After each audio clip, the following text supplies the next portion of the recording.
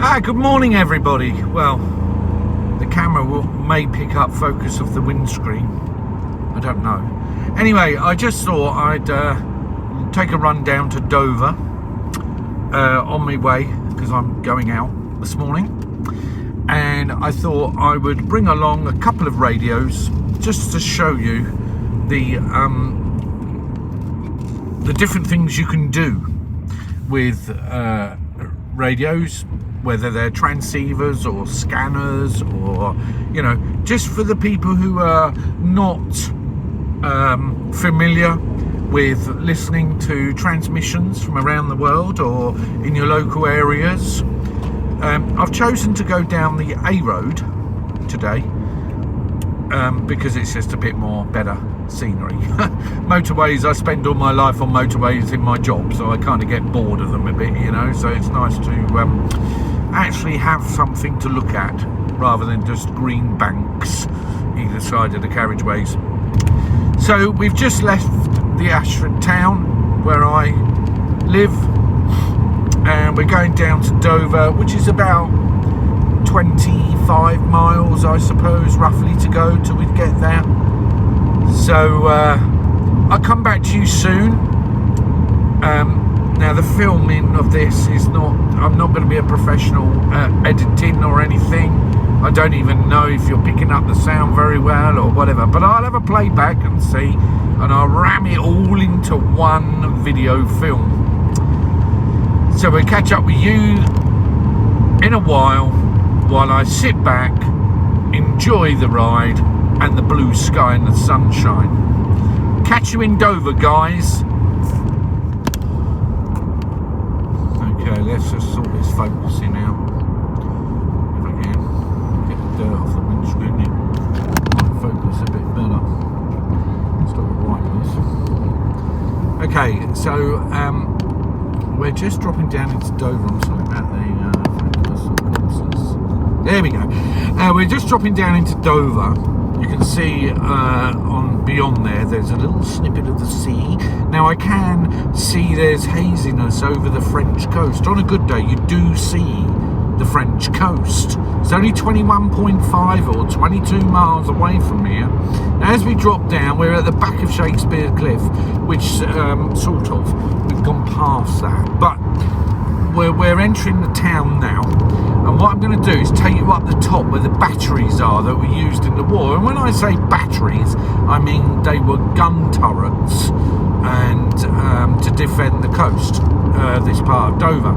Now you may see there in the distance Dover Cliffs. We'll have a close-up of them in a while. So as I drop down here, I'll film up on the like I say, where the batteries were, or are, or was, but now unfortunately it's been used for non-favourable venues, if you get my drift. Yeah, it's a beautiful day, absolutely beautiful this morning. So let's head up the top of the hill, and I'll be back in a tick or two. Well, we're back, guys. Here we are at the top of the cliff here. This is just one of the cliffs which is overlooking the western docks, the eastern. I can't remember which way round it is now. I'm hoping the wind isn't overtaking my audio. So this is the docks down here, which is used mainly for freight, and we do get cruise ships in as well. In this like marina, cruise ships arrive, which you can see one through the tree. Well, there's trees in there actually. Can't really see it. Over there is the commercial ferries that go over to Calais, which is obviously in that direction. Now, this corner of Kent was known as Hell Corner, and the reason for that was because Germany tried to invade the UK, obviously, and this is their closest point to the French coast, which is about 22 miles away apparently from here. On a good day you can see the coast from here quite well, but imagine all the radio traffic going to and fro from here, all the radio traffic going from this shoreline over to Europe to communicate with all the soldiers on the ground. Now over there, the White Cliffs, under the castle there, can't quite see the castle from where I'm standing, but in the White Cliffs there, they had tunnels that they used in the war, and they had a lot of radio stations there, communicado with all the soldiers. Winston Churchill even visited there at some time. Now the castle, you can't see at the moment, but I will show you the castle, was also the residence of King Henry VIII at some point, and in the Napoleon War, there was lots of things the castle was being used for, and even the soldiers occupied it in the Second World War. So it's just a brief encounter of what this part of the coastline in Kent dealt with back in the war. Now down there you can see, if I can zoom in, you see those two boats? That's Border Force. They go pick up immigrants and come float along on their little rubber dinghy. They're the ones who go and deal with it, I suppose. Right, let's get back to the car and play radio, and I'll have a little demonstration for you about the Marine Band. So, okay, here we are, as said, in Dover, and much nicer from looking in the car, to be honest. Not so noisy. And this is the radio I brought along, one of the radios. Now, this is a 270 centimetre transceiver by 2E0SJA, and I use it a lot to receive maritime transmissions. We're on the 156000 at the moment. You get quite a bit of traffic here, obviously, because we're in a port, and you get links with the Coast Guard, and you know, I've got quite a few frequencies that I use.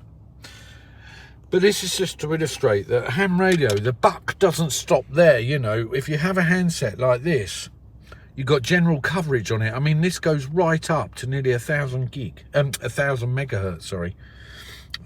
Even commercial stations you can listen to on it. Even 11 meters on FM you can. I mean, obviously the modes are only at FM, VHF, UHF.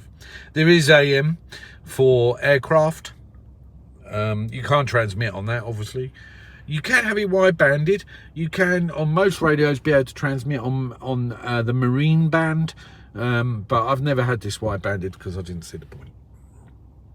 So that's that radio. There's no activity at the moment, which I'm quite surprised of. However, there is no movement down in the ferry terminals there at the moment. Let's just have a little flick up through the frequency and see if we can hear anything else going on. Coast Guard and stuff, you know, you get all that linking in with them, patching in. We've got quite a few Coast Guard stations along the south coast, as you have around the whole country. So it's nothing different, you know. Let's just get up here a minute. 158,500, which is quite a popular band for emergency services. We'll leave that on there because you never know, something might pop up. Now I've got another radio here, which is leave that there, which is a digital radio, which is commonly known as a DMR. Conversations had been going on about DMR lately. DMR stands for Digital Mobile Radio, and on the radio systems that they use digitally, there's normally what they call a code plug, and on that code plug they have settings within that configuration that only that radio or the radios on that network will understand, so they can keep it as a closed network, if you get me. So that's quite interesting. Now, a lot of government bodies have started started utilising this system quite some time ago, i.e. the police, fire brigade, paramedics, security companies. They've all gone encrypted now. So it's not so easy to receive. However, I do have access to listening to some of the DMR encrypted transmissions. Not the police, obviously, that's a different setup. Not the paramedics, but I can listen to radio that's used in general communication for on-the-ground use, like security companies, shopping, shopping centres, fire brigade, person to person on the ground on the fire brigade service. They use digital. It's a very good, useful tool. And this particular radio is fairly good price, just under £200, 270 plus the digital modes. It also comes with GPS and APRS, so you can ping, if you wish, your location, if that's what you want to do. It's obviously software defined completely. There's my call sign there come up. Let's see. Now this here is my local amateur radio, where you have various different channels. Obviously I'm not in Ashford, but I do have other frequencies in here. So this is your common DMR format. On most radios it would come up the code plug. This is the code plug, you'd have local 1, local 2. That's for your local repeater, just to stay within your vicinity of your own community. That's for through the repeater, but just local. It doesn't actually go out through the internet worldwide, but these ones do. So as you climb up the ladder, if you like, climb up, you could get to all different parts of the world, UK wide, worldwide. I do listen to RainNet occasionally, which is a voluntary emergency service, just voluntary. They're not connected to the Blue Light Brigade at all. RainNet is just involved in the amateur radio community to volunteer to help local communities in times of crisis for communications. So, and that's a crossover there to that would be over to Fusion, Crossbridge, and there's one I know for Brandmeister. Now if I change the zone, I could access perhaps another repeater group, which could be local. If there's Folkestone, I don't think I can hear Folkestone here where I am. I might be able to get Folkestone actually. Let's just CF. Now that would be, is that digital or normal? Hang on, I've gone wrong here. Oh no, that's DMR as well. So that's at Folkestone. Let's see if I can get in there. I don't think I will. No, too far away here. But DMR, it's a good tool to use. I wouldn't say it was my go-to radio, but it's okay. But I don't thrive on digital really. I prefer general HF radio, to be honest with you.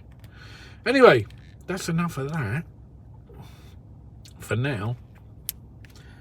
So just imagine sitting here in World War II and you're watching the German fighter planes coming over the coast and our Spitfires leaving our coastline and having a dog-eat-dog war out there. There's a lot of wreckages out there in the channel, and there was a lot of deaths. And of course, along this part of the coastline and round the corner up at Ramsgate, etc., you had the Dunkirk landings, where all the fishermen and that volunteered to go and pick up the soldiers, Dunkirk, and bring them home at the end of the war. So there you go. I will film a little bit more in a while. Dover coastline for now. 73. Okay, now we're descending from those, what they called the batteries, which I forgot to get out and show. It was a bit busy. There's some gun turrets there, brick buildings that were where the gun turrets were. Of course, they've been removed, but it's not a very nice place because you get a lot of unsavoury people up there. Not my cup of tea, thank you very much. even in the daytime. It's like a conveyor belt, if you like. Not for me. Right, so we're going to go down here now. Backing, we're going to be going down the bottom of the A20 that we drove down to come into Dover. And we're going to go into Dover itself and climb up the other side, which takes you above the other docks that you saw way over yonder on my little bit of my film. So this is the Mega factory here. You see the sign? Mega. That is the people that make Evo Mega meters, test meters. Evo Mega, very big company throughout the world. They've been here for years. I used to deliver there when I was about 24 years old. I'm now 53. It's been there a long time. They make lots of test meters, Evo Mega meters, you know, the continuity meters, oscilloscopes, loads of stuff. I used to deliver there years ago. So here we are in Dover now, dropping down the hill. This is Dover. We were up there where the cliffs are on the left. We were up above that garage, roughly. Looking over now, obviously you get a lot of foreign trucks coming in and out of here. This is their gateway to the UK from France. So whenever there's a problem with the French fishermen or problems at sea, of course this town is blitz with trucks everywhere because there's nowhere else to put them. There's one road in and one road out to the docks coming from this part of Kent. There is another road coming down that we're going to travel up in a minute called Jubilee Way, which is a big ramp, takes you over the docks. Now that's part of the A2 that comes down from London, but the authorities prefer the trucks to be coming down the M20 onto the A20, the route we've just come really. Now can you see the castle? That is Dover Castle up there. If I can get it in proper view, there we go. Dover Castle, used in the Second World War as well as the other times of history. Like I said, King Henry VIII and Normandy. The soldiers occupied some of it in the war. And now we're in a traffic jam. Head traffic lights. Here we go. So, yeah. I know, just as a disclaimer here, I know I'm filming while I'm driving, but I'm not watching it. I don't even know if I've got it trained in the right place at the moment. Probably not. There we go. Only touch it when it's safe to do so. Right. We're about to climb up now above the other docks. Which is the commercial ferry, the ferry crossings, and you'll get them in view in a minute.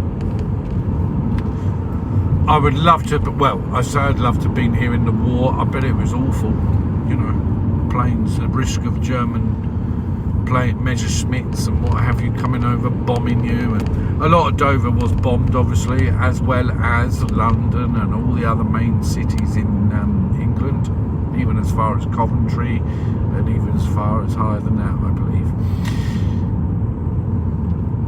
Then we come into the docks. Obviously we're going to go up over the docks. Now, on the hill there, I don't know if you can see at the moment, on the hill, right in front is the Coast Guard radar. I have pictures of that. I went for a walk along there and took pictures of the radar spinning and the transmitters. I have got an interest in masts and transmitters because I like to find out what they're being used for, and if there's any stuff that's secretive. It's very interesting. If I can zoom in, I might. There it is up there. Can you see that? You might see it. I don't know if you can or not. Not very good, really. So we're going up above the docks now. We're climbing out of the cliffs area, going inland. Hope you've enjoyed the film for a while. I will edit it. It's not as good as I thought it would be. But have a good day, all. 73. Till the next time.